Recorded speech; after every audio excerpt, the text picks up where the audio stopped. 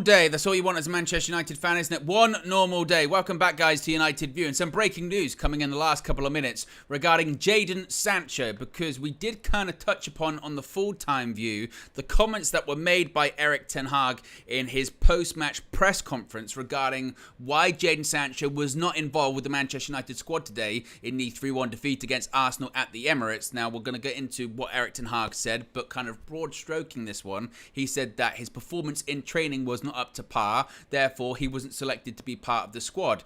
Well, you kind of thought that was going to be it, that was going to be the narrative, and we were going to maybe hear Ten Hag speak about it again the next time he has a press conference or something like that. But in the last couple of minutes, Jadon Sancho himself has released a statement via his social media. So let's get straight into this. Let's get straight into the comments. Let's get straight into, again, what's been said here, because it's actually a really staggering situation when you think about it. So starting off with Ten Hag, the Manchester United manager, after the defeat against Arsenal today at the Emirates, was asked, where was Jadon Sancho? He wasn't in the squad. As far as we're aware, he's not injured, so why wasn't he available?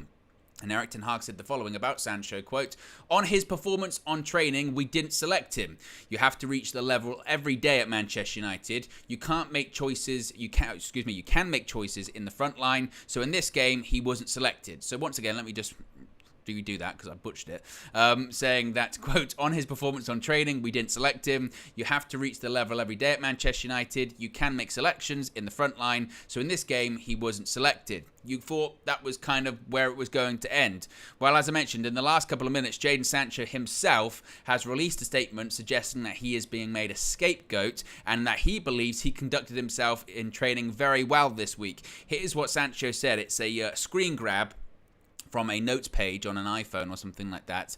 And it says, and I quote, please don't believe everything you read. I will not allow people saying things that is completely untrue. I have conducted myself in training very well this week. I believe there are other reasons for this matter that I won't go into. I've been a scapegoat for a long time, which isn't fair. All I want to do is play football with a smile on my face and contribute to my team. I respect all decisions that are made by the coaching staff. I play with fantastic players and grateful to do so, which I know every week is a challenge. I will continue to fight for this badge no matter what. Now, what does everybody think of that statement there, what he has said? To me, it's a strange statement, to be honest with you, because it's in two paragraphs there, and the sort of second part is a little bit opposite to the, maybe a little bit contradictory of the first part. So the first part is very strong, really, really strong with what he is saying there, and saying that don't believe everything you read, which again is curious because what people are reading is the quote that the manager has said. And then he said, when he says, I will not allow people to say things that are completely untrue, which again, he kind of says that he believes that he conducted himself in training very well this week, which you would say, okay, if you believe that you conducted yourself very well in training, that's your opinion, but ultimately you're not the one that picks the team, right? You're not the one that picks the team. It's Ten Hag that picks the team, right? But it's the sort of second half of this, which is quite alarming, really, and sort of implies something much more severe, really, doesn't it? Where he says, I believe there are other reasons for this matter that I won't go into. I've been a scapegoat for a long time, which isn't fair. Now, that kind of sentence there is very, very cryptic, obviously, because he doesn't say what said reasons are for this matter, but he's suggesting that the reason that he was left out of the squad today and omitted from the squad was because of something other than his training performance, which he says is very, very good, which is quite curious. He then goes on to say, all I want to do is play football with a smile on my face and contribute to my team. I respect all decisions that are made by the coaching staff. I play with fantastic players and I'm grateful to do so, which I know every week is a challenge. I will continue to fight for the badge no matter what. So again, reading into it, and it's difficult to, because you don't want to overanalyze or anything like that, but these are the words that we have in front of us here. Maybe he's suggesting that there is something outside of Ten Hag, because he's saying that he respects all the decisions that are made by the coaching staff, which obviously the ultimate decision is by Ten Hag. So what are your guys' thoughts on that? That is certainly very, very curious as well, because when Erik Ten Hag, when that quote came out afterwards, and I mentioned this on the full-time view, that when he was saying that I didn't pick him because his performance in training, we didn't select him, saying you have to reach that level every day at Manchester United. Obviously, I've got choices in the front line, which I suppose he does. For instance, on the left, he can play Marcus Rashford, he can play Alejandro Garnacho. On the right, he's got Anthony and Pellistri, who was on the bench today. For strikers, he had Anthony Martial and Rasmus Højlund available today too. So it's not as if he doesn't have double players in all of those positions. So he does.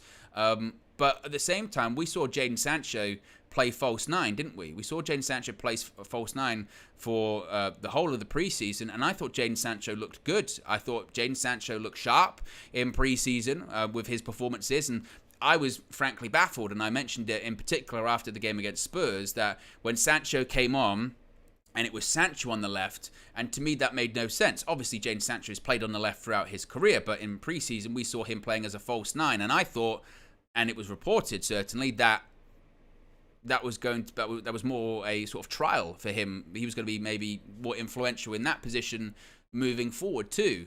So again, it's a really, really strange and fascinating situation, and you now wonder what the outcome of this is going to be as well, because there's no way that it doesn't have ramifications. I cannot imagine that Manchester United would approve of Jadon Sancho putting out a statement that is contradictory to what the Manchester United manager has said in a post-match press conference as well, because but also as well he's saying he respects the manager's decisions too. So it is a strange one, certainly. It's a really, really strange one. We've got a super chat here first, then I'll get to some of the comments.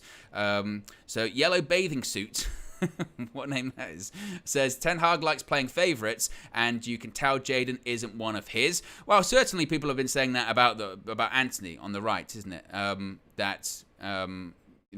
We have said sometimes, why is he continuing to pick Anthony? I do think, in fairness, Anthony did all right today, but I said myself, I was taken aback. I mean, you can see it. It's on the full-time view when those words came out from Ten Hag about Jadon Sancho. I was very much taken aback about that, because my concern was that maybe his absence from the squad, if it was unrelated to illness or injury, it might be somewhat of maybe like a reoccurrence of last year, where it was more, I mean, it was never really explicitly said, but he needed time away and he needed time to, get things sort of straight and focused and all that kind of stuff. And he came back and he was welcomed back. And if you recall, actually, I mean, there was a picture, there was a video, there was an image of when Sancho first came back after that sort of brief hiatus, where he went to the Netherlands and sort of, trained and got himself ready and got himself sharp. Erik Ten Hag was with him, wasn't he, on the touchline, and sort of had his arm around him and was chatting to him. And we had hoped that we were going to see the version of Jadon Sancho that we had always hoped that we had purchased from Borussia Dortmund back in 2021. And it was kind of really the same, wasn't it, Jadon Sancho that we had seen too. So it's certainly a really interesting thing for Sancho to do, which again, in my opinion, cannot be cleared by the club. There's no way the club would go for this. So the fallout of this is going to be really curious as well. I mean,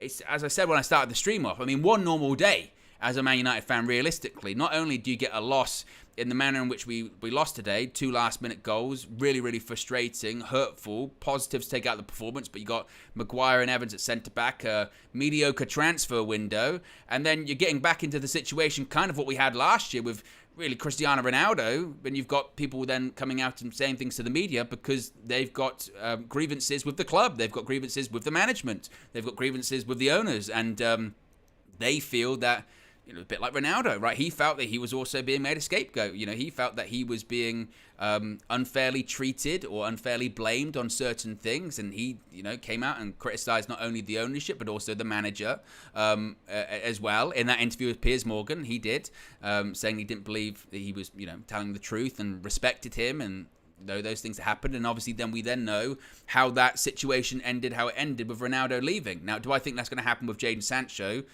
Not immediately, in the same way that Cristiano Ronaldo left very, very quickly, and the World Cup was just about to start, so it was kind of good timing. But I believe it was Show Rahman said on the full-time view with me, said, I look at that, and this was even before the Sancho statement had come out, saying that he felt that that was the beginning of the end for Jadon Sancho. And I kind of pushed back on that a little bit and said, well, I don't know about that. That's, I think that might be a bit too severe to say. But now with their statement, I mean, what happens here? Do they just move on? Is there disciplinary action? Does Sancho, double down? I mean, he said that, that he felt that he wasn't being selected for other reasons and he was being made a scapegoat, and he wasn't going to go into it now. Will he go into said reasons as to what is those, reasons as to why he's not selected? I don't know. Viper says, support Erik Ten Hag, but the club is in a total mess thanks to the Glazers. I mean, and that's kind of my reaction to it too, Viper, also as well, is that when I saw this come out, I mean, I say it facetiously, one normal day. Can we have one normal day as a Manchester United fan? But also, again, it's worth pointing out, this is a mess.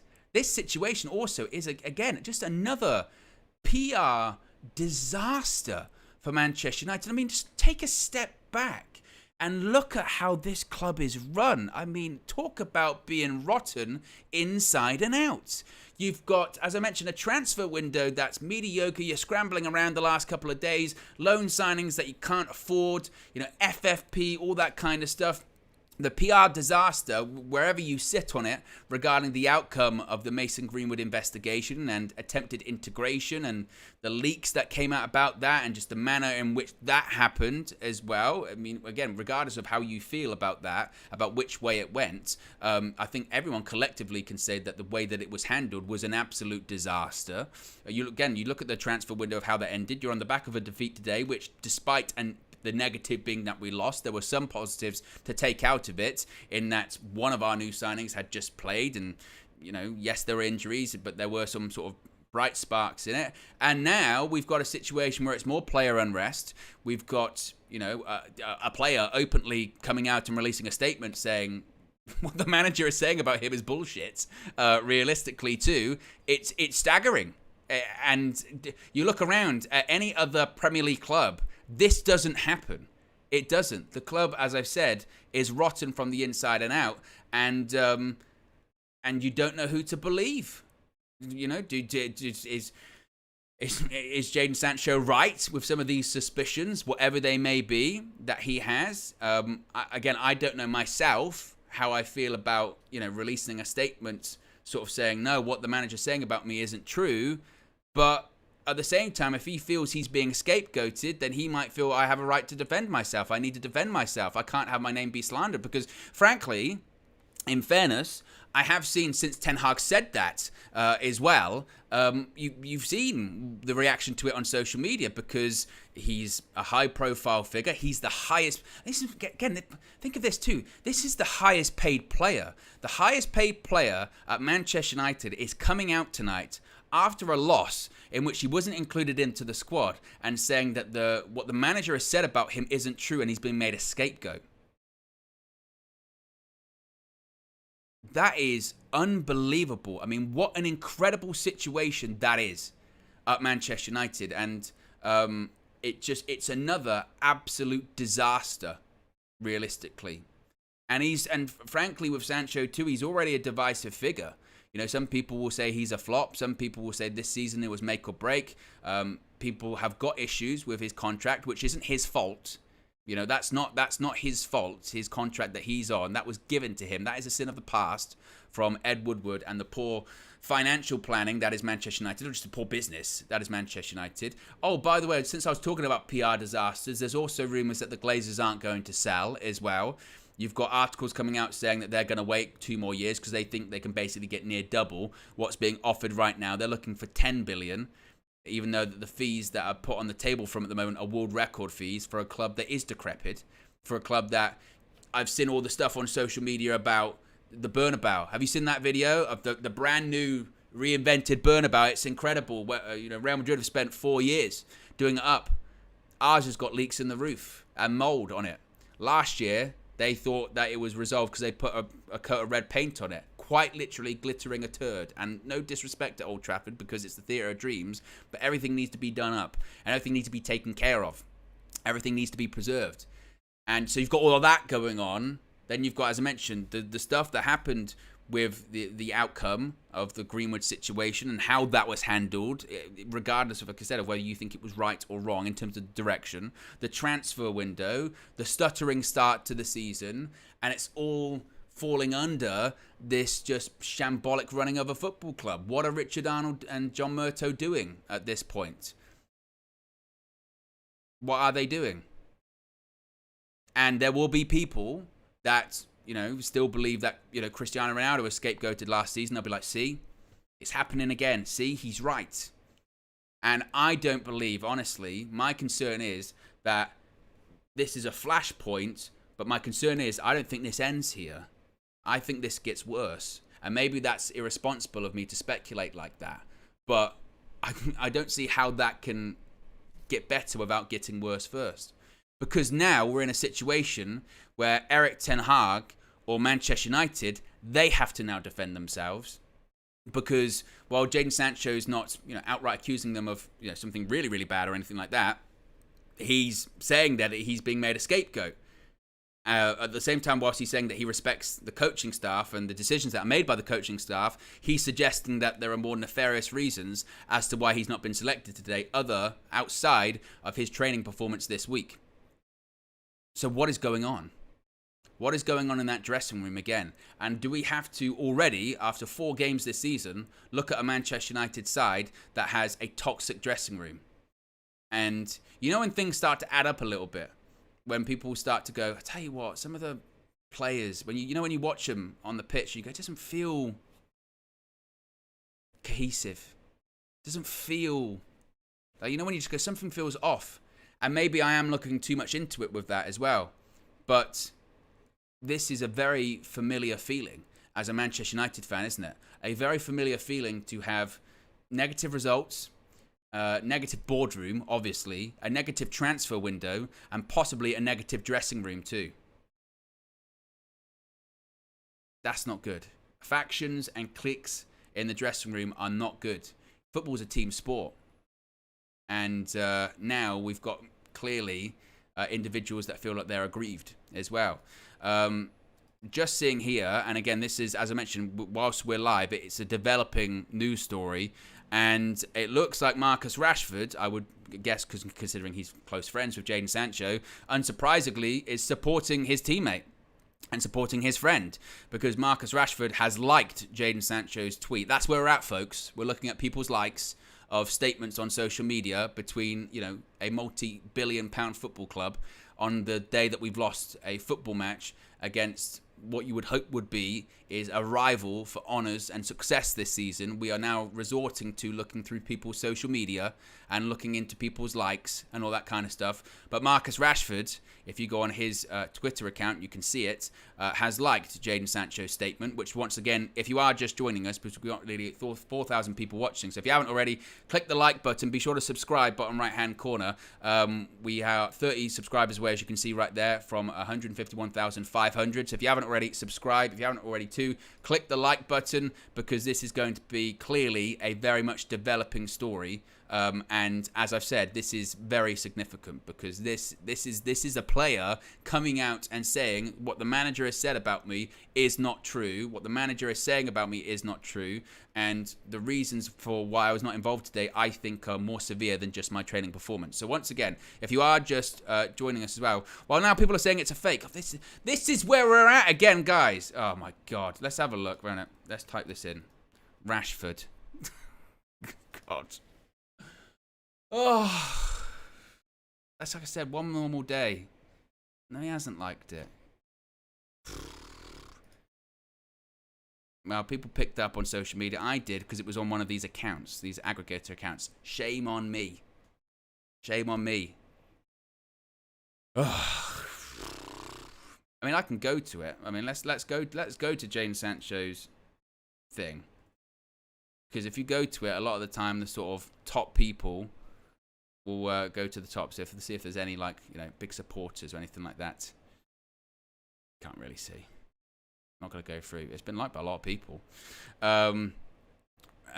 Red says, wow, United View making things up now. It was because everyone gets their information from the same places, right? Don't they? They get their information from the aggregator accounts online, and they were saying that was the case, but indeed they were wrong.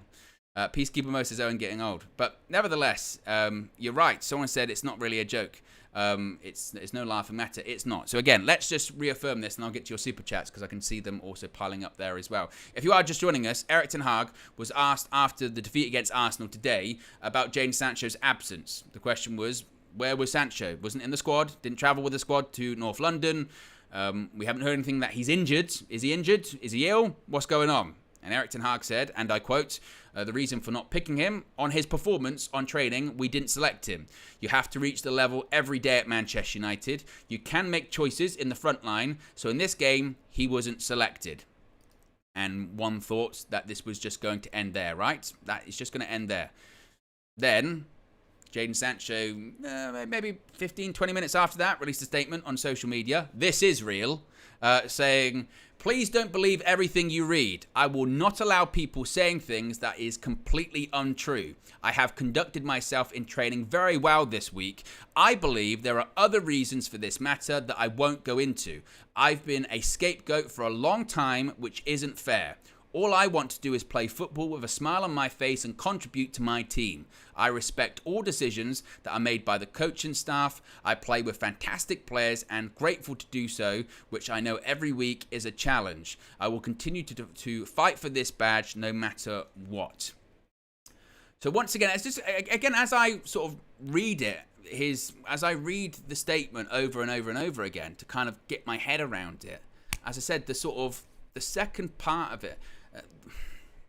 The second part of it is odd, because he's saying that he respects all the decisions that are being made by the coaching staff. Is that to imply that, the decision to not include him is elsewhere? Is he suggesting that that's not coming from the coaching staff? I mean, I don't know. It's a strange statement, and as I said too, it's clearly one that is independent of Manchester United. I'd be really interested to know who he sort of consulted before releasing the statement to. Did he say it to his? Did he say it? Did he talk to his agent? Did he say it to any of his representatives? I mean, they've all got sort of comms teams, and they've all got PR people. Did they say? Did Sancho hear those comments and say, "Look, that's bullshit. I've got to say that's not true. I've got to say that's wrong. I can't stand for that because I know what social media will do." And look, he is right to defend himself, or to want to defend himself, because, as I mentioned, I did see that in the aftermath of Ten Hag coming out and saying that on social media in his press conference, because you get the reaction, which is that he's on throughout 350k a week and he can't be bothered to show up to training, or can't be bothered to train well. If I was on that money, I'd be doing this or I'd be doing that. And this guy's a disgrace. He's always been lazy. Here we go again. It's just like last season. And I see stuff like that and I go, well, I think that's a bit unfair, to be honest. I think that's oversimplifying the situation. But what he's saying there is, when he's saying please don't believe everything you read, he's basically saying those quotes are not true about me. Now, when he's saying, I have conducted myself in training very well this week, I'm sure if you ask Erik Ten Hag, Jadon Sancho says I conducted myself in training very well this week, but Jadon Sancho's not the one that picks the team. Jadon Sancho's not the one, not the one who selected the Manchester United side and squad to face Arsenal today. And I'm sure that's kind of what Ten Hag's reaction would be. That's what Jadon thinks, but I picked the team. It's clear, eh? That's my job. I'm the manager. But it is that second part of that first paragraph that just concerns me. That when he says, I believe there are other reasons for this matter that I won't go into. I've been a scapegoat for a long time, which isn't fair. And, is he suggesting that he believes he's been made a scapegoat for what sort of poor performances or poor results for United? Because, would you say that Jadon Sancho's been unfairly made a scapegoat for when he's played? For when he's put in performances for Manchester United? I think, after games, if results haven't been the way that, fans or pundits would have wanted them to go. People have pointed out performances that maybe haven't been up to par from Jadon Sancho. But I think if you characterised his time at United, I mean, this is his third season. He came during a time really of conflict at United because we pursued him for, oh my gosh, so long. We pursued him during COVID and we didn't get him. We played poker with Dortmund and we lost. We folded, or they didn't fold, certainly. We got him the following year. It was Ollie's last season, and that was just a giant mess. And he bought him to play on the right-hand side, even though for Dortmund, that wasn't really, it didn't really work. So everyone said, well, give him the benefit of the doubt there. Then Ten Hag came in, and everyone thought, well, he's so suited to Erik Ten Hag and his style and the way he plays, it's going to work out. And at the beginning of last season, in pre-season, he played the front three of Rashford, Martial, Sancho, and it looked really, really strong. He started the season whilst United didn't start well. I just watched back the highlights the other day of when we played Liverpool at Old Trafford, and Sancho scored that goal and sits down Alisson, and Van Dijk passes it into the net, and it looked like it was going well. I think he scored against, was it Leicester as well, at that beginning part of the season, and it looked like it was going to go well, and it kind of just, it just fell off a cliff, really, didn't it, with him? And I think when you ask people about Jadon Sancho's Man United career so far, people, I'm always, remiss to say the word flop or anything like that. But he's verging into that category because after 3 years, when you are the highest paid player, even though that's not your fault, there's expectations on performance, and I don't think he's lived up. I don't think he's lived up to that as well. So I think some of the criticism to him has been fair, and I think it has been valid. So, I mean, let's see if there's any more information on this. Before I get to that, actually, as well, let's get to the Super Chats, because I do think it's a really strange story, this. Where were we at? Edgar says, do you think the players see Erik Ten Hag a bit like Capello at England or Benitez at Liverpool, a bit too cold, controlling, so the players are turning off to him? Not my opinion, but something I'm wondering. If that was the case, then I would say, grow a pair, basically. Even that, I remember that with England, where they were saying Fabio Capello, they're going, yeah, he was like a principal, and we didn't like that. And you go, that's such a bad reason to not perform, is he was too strict on us. Come on. I mean, I know there's management styles and stuff like that, and I know players are different than they are nowadays, but Erik Ten Hag's been at other clubs, granted smaller than United, Ajax and stuff like that, but with some of these players that are at United as well, and they know his expectations. And you look at someone like Sir Alex, people still work under him, call him the boss today. Yeah, he could get his arm around you, but he very much had a school principal and head teacher vibe, didn't he? And again, I'm not saying that's a wrong opinion, Edgar, but if that is, I'd be really disappointed to that. Would I be surprised? No, honestly. Harry with a super chat says, as a Brighton fan, De Zerbi publicly brands our players for bad training and being lazy all the time, i.e. Trossard and Sanchez. We had to sell them after. That is something, that's a really good point, Harry, we point out there, because you're right. De Zerbi will come out and be like, hey, his training was rubbish, or I fell out of him, so he's gone. I got rid of him. And even players that, arguably have gone on to better things, like Trossard gone on to Arsenal and plays somewhat regularly for them, and Sanchez gone to Chelsea. Whether or not that's an improvement on Brighton, I'll leave that one up to you. But I would say that, and I don't think this is an effort by Jadon Sancho, to force anyone's hand or anything like that. But let's face it, if it came down to a choice between Ten Hag and Sancho at this point, we all know where that one's going to go. But I don't think he'll go that far just yet. But you could argue January or something like that. You never know. It would be just typical of United to have a player that's in a somewhat untenable situation. That's the highest paid player at the club, but you can't do anything about it because the window's just shut. I mean, again, talk about Glazonomics there, but I don't think it will get to that point. We'll talk about what kind of the fallout will be in just a second with it as well. Raul says, maybe he did have a bad training, but if that's the case, why he still picks Anthony? He's been terrible the first 3 games and had one decent game today.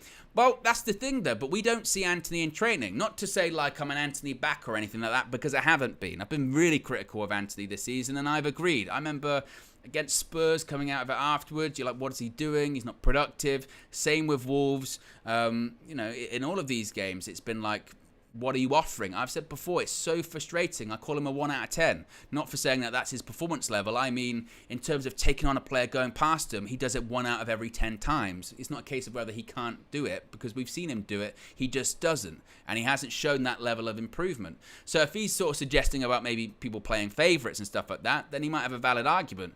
But as far as him in training, we don't see Antony in training every week. And maybe Erik Ten Hag is very happy and satisfied with Antony's training performance. We don't know that, because I have seen people making that comparison about that. If he's not happy with Sancho's performance in training, why does he pick Antony? Well, we don't know what his perception is of Antony's training performance every week. If that's the only metric that he's deciding not to pick Sancho on, that must be pointed out as well.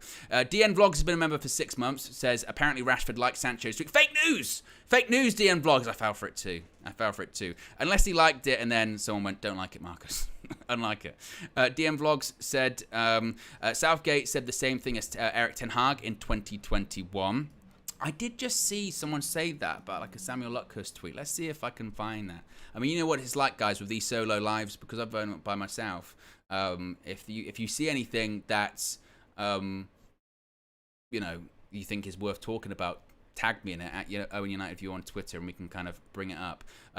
Actually, Samuel Lucas has written a lot about this, so I'll get to that in just a second. Let me get through the rest of these super chats. K-Flow says, so now we have another Pogba versus Jose scenario. Wow. It's a good point. I mean, this is what I was saying at the beginning. It is par for the course of United. In recent years, we have seen these clashes between a variety of managers and players, whether it's Pogba and Jose or Ronaldo and Ten Hag. Is this going to be, the level of, Ronaldo? Is this going to be another one, Sancho versus Ten Hag? Again, I don't know if it will be, because I kind of look at it as, you look at those two situations, it resulted in an exit, didn't it? It resulted in an exit because whether it was Mourinho was sacked. Now, you could say Mourinho was sacked because of what Paul Pogba had said about his clash with Paul Pogba, but certainly performances and the toxic environment in the dressing room was a big play there. When it came to Ten Hag and Ronaldo exited. So are we going to go into that kind of direction and situation?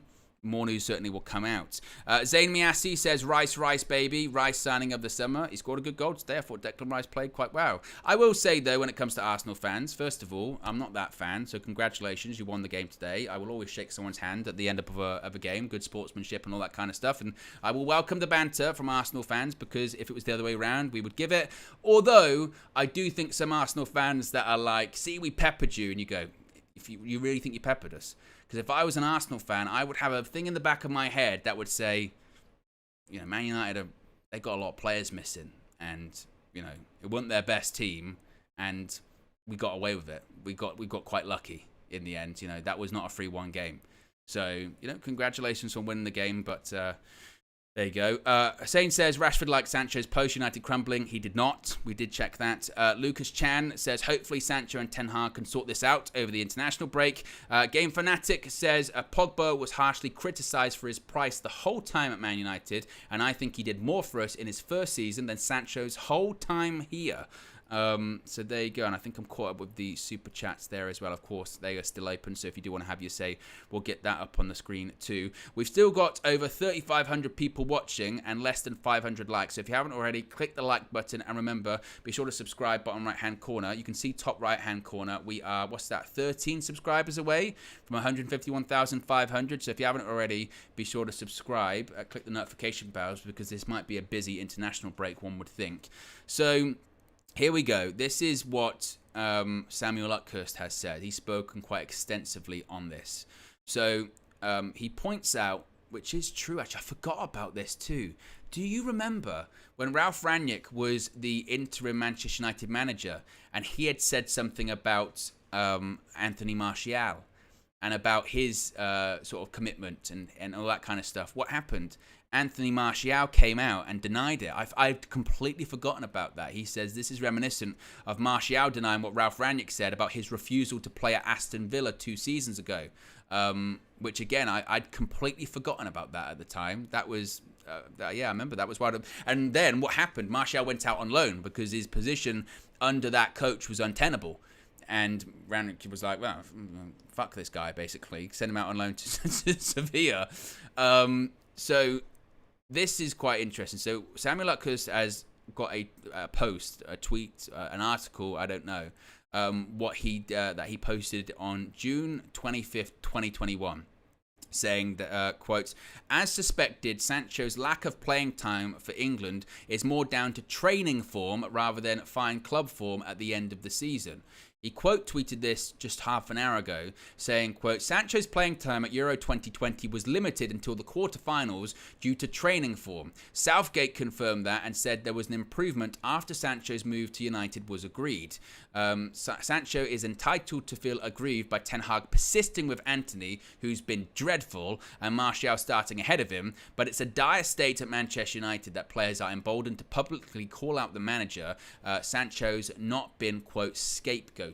What are your thoughts on that? Because I had, again, forgotten about Gareth Southgate saying that. What I would say when it comes to Gareth Southgate, I think his credibility about picking players and forms, all that kind of stuff, is kind of way out the window, honestly, because he's picking Harry Maguire still. And Harry Maguire kicked the ball for the first time today away at Arsenal. And let's face it, had we not had 3 centre-back injuries, that probably wouldn't have happened.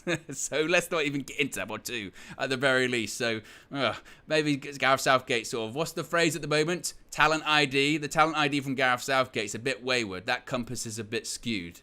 But it certainly is curious that another manager is saying kind of a similar kind of thing. And, you know, we pointed out earlier, if you were in Jadon Sancho's position, would you feel aggrieved that you see the performances, you're a football player, and you see how Antony's been playing? Would you be annoyed by that? Yeah, I'd be annoyed by that. Absolutely. I'd be like, this guy's not doing anything. And also, then you get into the, you know, territory of nepotism. You go, he just wants his guys in. We've been saying that, haven't we? How many players have United been linked to that the criteria feels like, have they ever played under Erik Ten Hag at some point? And the majority of the time it's yes. Tick. They have. And maybe that's not just a thing in the media. Maybe that's also a thing from, you know, or fans. Maybe that's also a thing from the players. They're going, he just wants to bring his guys in. Just wants to bring his guys in. I know, and you know what it is as well. Sometimes you kind of forget the human part of this, and that everyone's got their friends, and everyone's got their factions, their cliques at the club. So I'm sure that there will be people, you know, not even in United, but people around Jadon Sancho that'll be telling him, I tell you what, that's BS, man. You should be playing. You should be playing. Look at him picking Antony all the time. You know, why is he picking him? He's rubbish. He's been playing rubbish. Why aren't you playing? Come on, you should be playing in that position. And eventually, you start hearing stuff over and over again. Yeah, that's what I was thinking. Why is that? You know, why is he playing? Maybe you're right. And then you sort of sitting on the bench going, yeah, I'm thinking about that. Yeah. And then you see another performance. You go, he's played rubbish again. What's going on with that? Why aren't I playing that? Yeah, very interesting. And then if it feels like it's at the point, isn't it, where if Ten Hag, you would assume, would have vocalised that opinion to Jadon Sancho, boss, why am I not in the squad? It's clear. I don't think your training performances have been good enough. It would appear that Jadon Sancho has heard that from Ten Hag, probably to his face and actually in the media, and gone, I don't believe it. I think you're lying to me. And he's probably got grounds to think that Ten Hag lies, because guess what? Erik Ten Hag lies. you know. Phil says, geez, what a sad conspiracy merchant you are. Well, the problem is, Phil, is when you get a statement that's incredibly cryptic and you have to try and get some analysis of it. I mean, the statement literally says, I believe there are other reasons for this matter that I won't go into. So you're kind of left to try and make that leap as to what it is. I mean, I've hardly come on and said that we're all lizards, actually. The reason why is because Erik Ten Hag is a lizard. And he's trying to eat us all and take over the world. You know, that's really what's going on. Are we talking about that enough? I don't think we are. You know, so, you know, if I went down that route, I think I've got probably fair ground. You know, I've got, you know, I'd be decent ground to go, you know what, I've probably gone too far. With that one. But, you know, Ten Hag's comments mixed with Sancho's comments, they're rife for speculation, aren't they? Because they're both very cryptic, realistically. So, you know, irrespective of really, I suppose, what you think about it and where you sit on this one, and whether you think that Ten Hag is right, whether you believe what Sancho is saying has merit and what Sancho is doing is justified, I think most people would agree that to sort of hash this out in a public forum on the day of a defeat after a poor transfer window with just a cataclysm of errors in public relations over however many weeks, months, years, with the state that we're in at the moment, this isn't the way to go about this. They always say, don't they, don't speak outside the family, keep it within house. And once again, as has been pointed out, this is just the latest example of managers and players across different tenures having spats in the public and going at each other and saying things and then going, that's not true, or this is true, this is bullshit, and that's incredibly disappointing. One normal day. And the worst thing now is we've got an international break now, and realistically the focus of the next week should be, we were unlucky against Arsenal, we've got players out with injury, but there's some room for positivity. Højlund made his debut, looked really promising. It was a decent performance. Like there's room to build on. There's things to build on now. But the next 7 days is going to be dominated by whose side are you on? What's going on with Sancho? Are United going to do any form of disciplinary with him? Is he going to be, exiled? Is he going to be suspended? What's Erik Ten Hag's reaction going to be about this? The next press conference Erik Ten Hag does, it will be the first question that is asked of him. And the first question should be, after a quiet international break, you feeling ready to bounce back? How are the players? What's the interest? Actually, the first question should be peachy. Team news, Eric. Oh, the players are back and we've had a really good week of training. That's what it should be. Now, the first question will be, Jadon Sancho. What's going on with Jadon Sancho? What do you think about what he said when he said that it wasn't true and don't believe everything you read? More controversy. Again. And it's constant with United.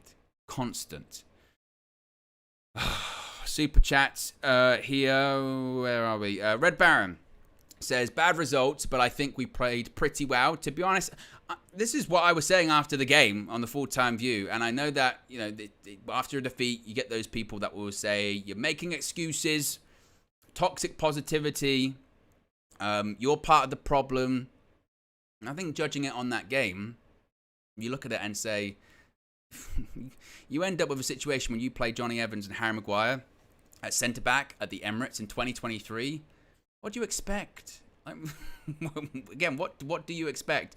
We haven't been able to play our strongest team this season because we've had players injured left, right and centre. We've probably got the most injuries in the league to key players. We've got 3 centre-backs potentially injured. I think there is news on Martinez, which is positive. That's good. Our star striker that we signed this summer couldn't play the first 3 games because he had a bad back. He played, 30 minutes today? And he looked good. And you go, I tell you what, if he can play the majority of the games this season and stay injury-free, that's a positive. Because he came on and we looked more dangerous. Just immediately we did. We've also signed a midfielder that will really help the midfield. Is he going to revolutionise the midfield? Probably not. But he's going to help a lot. And we could have done with him again today. We got a good goalkeeper that I thought was excellent. And the way that we were playing, I think, is much closer to what Erik Ten Hag wanted. But we couldn't play it for the whole time because we've got injuries. And it's not the perfect side of how he wants us to play. And yeah, mentality, massive problems because we score and we concede immediately. And you could tell as soon as that VAR happened, and for Garnacho, whether you believe it was right or wrong, Arsenal fans, you could hear it in the stadium. They celebrated it like a goal. And we kind of reacted to it like we had just conceded, like this kind of, we're waiting to concede by that point. So there's still massive issues when it comes to that, and the 11, and obviously gargantuan issues at the club in general with how it's operated, and the FFP, the lack of money, infrastructure, the ownership, the takeover drama that's been going on for nearly a year. Do we even need to get into all of that kind of stuff? We don't. But I agree with you. I thought we did okay today. We did. And I thought we were really, really unfortunate. Show Ramen says, justice for Ranić. Open heart surgery. Wow. He wanted open heart surgery. Even he was clashing with the players as well. And my hope with that, and since you bring up Ralf Ranić, my hope for this now, given this Sancho statement, and I don't think it will go this direction, but we have seen this happen in the past with other managers, is that I just hope the leaks don't start. Because I remember we were covering it at the time here on United View when Ralph Rangnick, during his tenure, very, very quickly, there was a period of grace where he tried to implement his ideas, and he did. I mean, it was nuts when Ralph Rangnick was there. Let's face it. He did gegenpress for about 25 minutes throughout his whole tenure, and he tried. He really tried, but it was like 20 minutes at Old Trafford against Crystal Palace. We won 1-0, but that was about it. That's all we saw of Rangnick gegenpress ball. That was it. And then after that, very quickly, a few weeks later, the leaks started to come out. Training's rubbish. The coaches he's got is rubbish. One of them's American, so we're calling him Ted Lasso. I mean, there was even that story about, the players don't like leaving when it's dark. Whether you believe that or not, I don't know. But these were stories. It was every day. And then you had Maguire coming out. The stuff being written about me is not true. Marcus Rashford, the stuff being written about me is not true. Like, it was constant. And I just hope, I really, really hope, that this isn't the direction we go back in again, because we got a real good grip on that last season. We didn't see it that much. Yes, obviously Ronaldo was a huge blow-up, but apart from that, it was fairly quiet from that point of view, and I just hope it doesn't go back in that direction.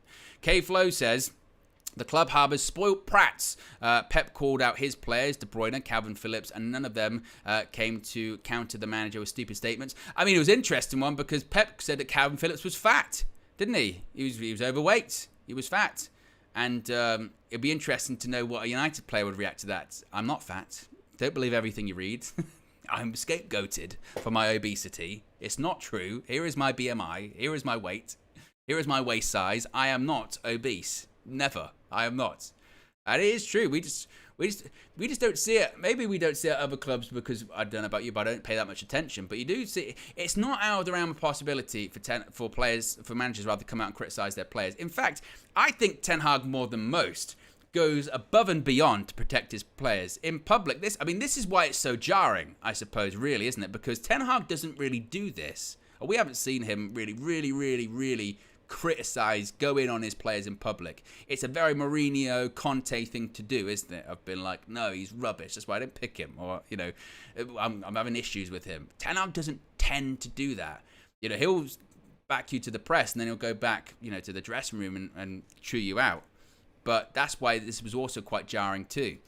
My style advisor has been a member for 6 months. Says, we've seen this before, Owen. Players starting to turn on the manager. Might be the beginning of the end for Eric. Maguire will be the lead of this. Well, wow. Your sad conspiracy theories, my style advisor, who people still think is me. It's not. Joe says, how did Sancho not know his training wasn't up to par? Did Eric Ten Hag not tell him why he was left out? This is an unforced error by Ten Hag if he wasn't clear. Well, that's why I kind of pushed back, because I think there is no way that Ten Hag hasn't spoken to Jadon Sancho before making the announcement that, Sancho wasn't in the squad or anything like that. And I think he's very direct with his players privately. I'm sure he would have said, I'm not picking you. Why? Because I don't think your training is good enough, all that kind of stuff. I think maybe where Sancho might draw the line and say that he doesn't believe what's being written, it is said. I mean, the sirens are going again as well. It's criminal. Maybe what he's saying is that maybe he didn't expect him to come out in a public forum and say it. I mean, that's the different involved in all of this, isn't it? Is that maybe he thought, I'll tell you what, the siren's gone on for ages, isn't it? Oh, then it just stopped. I bet it's going to start up again. It didn't. It's one of those ones where you can hear it from really far away. Told you it would. Disgrace and a cheat. I've had it up to here with this today. The bloody sirens in the chat. Don't. And I had internet issues during the game. And I did a watch along last night. I stayed up to like 3 or 4 o'clock in the morning to watch an event. And then bloody Virgin Media wasn't working as well. And when you try and get onto them, you've got to wait 24 hours before you can report a fault. Get out of here, man. Get out of here. What was I saying? Oh, yes. He said, 3,000 people watching live. I'm sure they really enjoyed this zone. That maybe his problem is that, it's fine to say it to me in private that you've got issues with how I'm training. It's another thing for you to say to the media and try and imply that I'm not pulling my weight. Because especially when he believes that that's not the case. That's got to be a part of it as well. Lil Yo-Yo says, just seen the club are backing Ten Hag on Sancho. With what? Let me know with what. You can tag me and stuff if I'm missing anything. We'll check in a second. Nick J says, Sancho, goodbye. The guy got an extended break last season for mental health, was clearly poor in training, and now throwing his toys out. Back Erik Ten Hag. And then I think I'm caught up with the super chats there as well. I'm probably going to go back to a chat that's full of the sirens as well. Full of... yeah. No, it was. It was. Always people say that. They say, do you live near a police station? No, I don't. It's because I live off a main road. Obviously, I'm not going to say where it is, but I live off a main road, which happens to be, it's always there. It's one of those roads that just everything has to go through it, hence it's always that. It's just all the time. And I've got used to that. I used to live in a place that was really close to like an airport. I used to live in an airport, and when you go there, getting used to planes taking off and landing, or in the middle of the night them sort of just running the engines, oh my god, that's loud. And like you go, but you get used to it. You really do, and eventually you don't even realize it's happening most of the time. It's wild. Joe says, agree. Sounds like Erik Ten Hag doesn't know what else to do. Let me see what else what else is being said on social media about this. So I've said that about the statements in question and things like that. Here we go. What else is being said here? Sandro Martinez has no injury and will join the Argentina national team squad. That's a positive, certainly. And I think there's words as well suggesting that Ten Hag doesn't have any more comments to make. I've seen either. So as of right now, no kind of more details on really what the fallout to this will be. I'm sure at the moment all of the journalists are probably picking up the phone and talking to all of their different sources within Manchester United, or sources around Jadon Sancho, quite frankly, as well, saying, "Hey, what's going on? Like, is Sancho done? Like, what's going to happen?" Because remember this too: Sancho's not picked for England, and that means that actually he's going to be at Carrington tomorrow. Because if you're not involved with the team today, with the people that were involved today played today, they'll have a day off, or at the very least they'll come in and do light recovery work, or they'll be on international duty, so they'll have travelled away.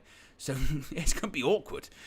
It's going to be awkward tomorrow, because realistically, Jadon Sancho's probably going to be at Carrington, Erik Ten Hag's going to be at Carrington, and not a lot of other people are going to be there either, because they're all going to be in different parts of the world doing all of their international business. So realistically, and this is maybe the best place to sort of wrap this up, realistically, the best thing for Erik Ten Hag and Jadon Sancho to do is tomorrow hash it out and figure out what happened.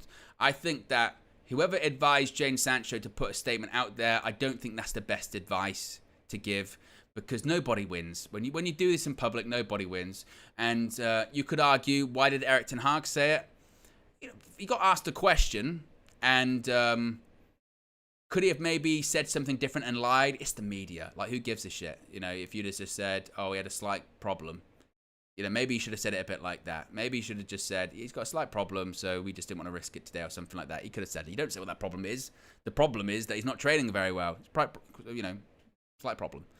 And it is a difficult one, and maybe, like I said before, maybe Sancho might think that, I had no problem with him saying it to my face. He picks the team. That's his prerogative. But if he's going to go out in the media and start sort of slandering me, then I feel like I have to fight back. I have to speak my piece. But that historically never ends well. It just doesn't. And United now find themselves in a situation where if there is a situation where the player and the manager's relationship has taken a big hit, and it might be beyond the point of no return, there's nowhere he can go, for however many months. Can't go anywhere. We're going to keep him around the training ground as well, because clearly there are going to be people that support him in this matter too. And like I said, there's going to be people certainly that are whispering in Jadon Sancho's ear, hey, what's going on with that? What's going on with that? And also, he's on a lot of money. So even if you wanted to shift him, that is not going to be easy. It's not. He's the highest paid player at the club. And United wouldn't pay off Harry Maguire's contract, which is a lot, but Jadon Sancho's is what? Like 150k more than Harry Maguire's? Like another player's worth. United aren't going to pay him off. And even if we want to sell him in January, you'd hope we'd get a pretty penny for him, but on that contract, a lot of clubs would look at Jadon Sancho and go, I don't know if we can afford that, realistically. So we're stuck. We're completely stuck at this point. Another super chat here from Joe says, if that comment from Sancho was directed at Erik Ten Hag, who the hell does he think he is? He's an absolutely F-all at this club. Know your place. I do feel, like I said, uncomfortable with a player coming out and sort of going back at the manager in public. Again, that never goes well, does it? Absolutely never goes well. But people will now be pointing to issues with players that Ten Hag has had, whether it be Ronaldo, Sancho. You could say David De Gea. I mean, even Ten Hag said several times that De Gea was going to stay. I mean, what happened towards the end of De Gea's tenure? Even after his contract expired, what did we see? We saw the emojis, didn't we? What was it? Was it the clown emoji? Which one was it? Was it the circus emoji and another one? It might have been like a yawn emoji or something like that. And again, that's the territory we're into. You want to talk about, conspiracy stuff and tinfoil hat. We were doing thematic analysis on which emoji David De Gea was tweeting. Yeah, that's nuts. Now, you could argue that several transfer windows are not closed at the moment. There is a Saudi transfer window that is still open. So moves are not impossible at this point.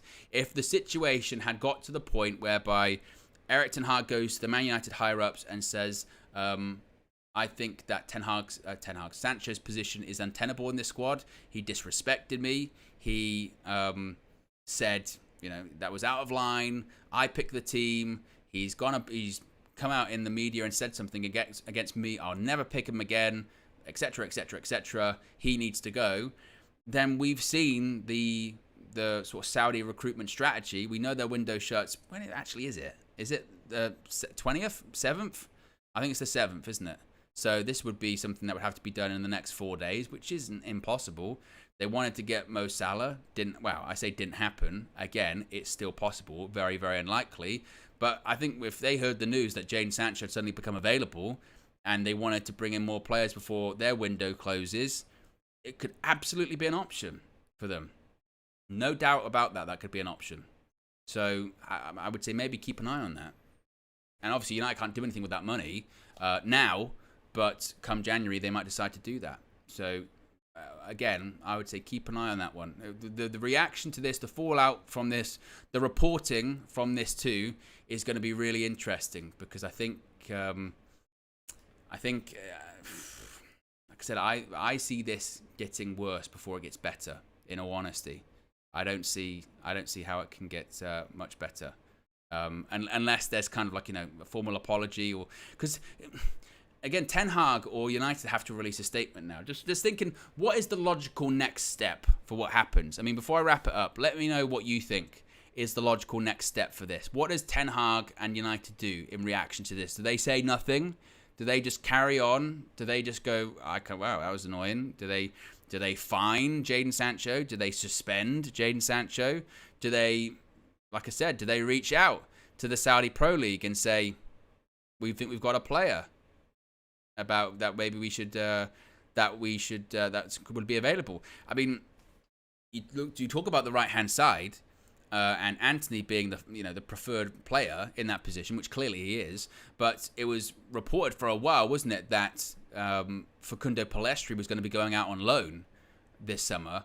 And then what was it, like 2 days before the window shut or a day before the window shut? I believe it was Laurie Whitwell from The Athletic or someone reported that Pellistri had these talks with Erik Ten Hag and the decision was made he was staying this season. He wasn't going out on loan. Could that be related to this situation? I mean, it happened this week, during this week of training. Maybe Ten Hag had that discussion with Sancho, being like, this guy's not it. I've got to keep Facundo. He's my pick. And maybe it goes from that as well. It's nuts. It really is. And as I said, one normal day. Are we ever going to get that at Manchester United? One normal day? I don't know. Nevertheless, guys, there you go. Thank you for everyone that's tuned in so far. Actually, my phone's dead. I wonder if any... when you go, my phone's been really quiet. Here we go. My phone's been really quiet. I wonder why my phone's been really quiet. It's because it's turned off. I've probably got lots of calls. I wouldn't be shocked if Flex has tried to call me to talk to you guys and my phone's dead. That's not very good employee stuff right there. I might be, but you're going to get a statement from me. You're going to get a statement from me very soon. What's being said about me in the media by Flex is not true, and it's a disgrace. What's being printed and posted is inaccurate, and it's wrong. I feel like I'm being scapegoated for what's being done at United View, and it's wrong. It's not right, and I'm not happy with it. The more sort of sad thing is when your phone's dead for ages, and then you go, I tell you what, I bet I got loads of messages. I got loads of messages when I turn it on, and you charge it back up and you go, no, there's no one. So might as well have been turned off. Like when you leave, like if you leave your phone at like a friend's house or whatever, and you go, where's my phone? Where's my phone? You go, I've left it. Someone's like, there must be so many people trying to get in touch with me. So many people trying to go, well, Owen, where are you? Why aren't you responding to my things? And you get there and you go, I know, ridiculous. Let me just check my messages. No, there's no messages. If anything, they were happy that I wasn't getting in contact with them, which is, upsetting. Really. So, but there you go. The worst thing is, phone was off. Didn't have any messages. Disgrace. Who wants to pay my transfer fee, my release clause? I'm out of here. I've had enough. SK says, Eric Ten Hag protected players. People forget this is your right. As much as I like Sancho and believe in him, I will not go down the player FC route. Rashi and Nacho was called out but reacted positively. Wow, yes, you forget that, don't you, with Marcus Rashford last season. I mean, he got dropped. And when he got dropped for that game against Wolves, Eric Ten Hag said in the interview before the game, why'd you drop him? Disciplinary. He was late to a meeting. And he didn't even say what the disciplinary was. Remember, he just said disciplinary. That was it. Which again, that's why what he said about Sancho was so surprising, because he's a man of few words sometimes. But of course, guys, as I said, look, if we get any more information on this, and surely we will, we will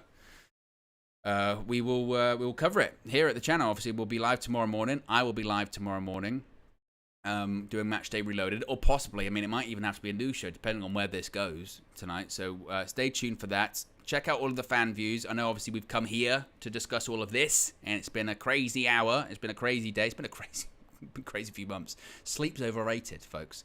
Hopefully we'll get it in the international break. I thought I was going to, and now we've got the Jadon Sancho drama. Oh, God, unbelievable. So, yes, if you haven't already, be sure to check them out. Be sure to check out the full-time view. Check out the match view. Check out all the content that's on the horizon. You know what to do. And also, I'm going to be live tonight as well. AW All Out. Again, sleep. Who needs it? It's fine. Not a problem. Anyway, guys, be sure to smash a like on the like button. Be sure to subscribe, bottom right-hand corner. You know what to do. Join the members club and all that sort of stuff. I'm out of it. Have a good one. Peace.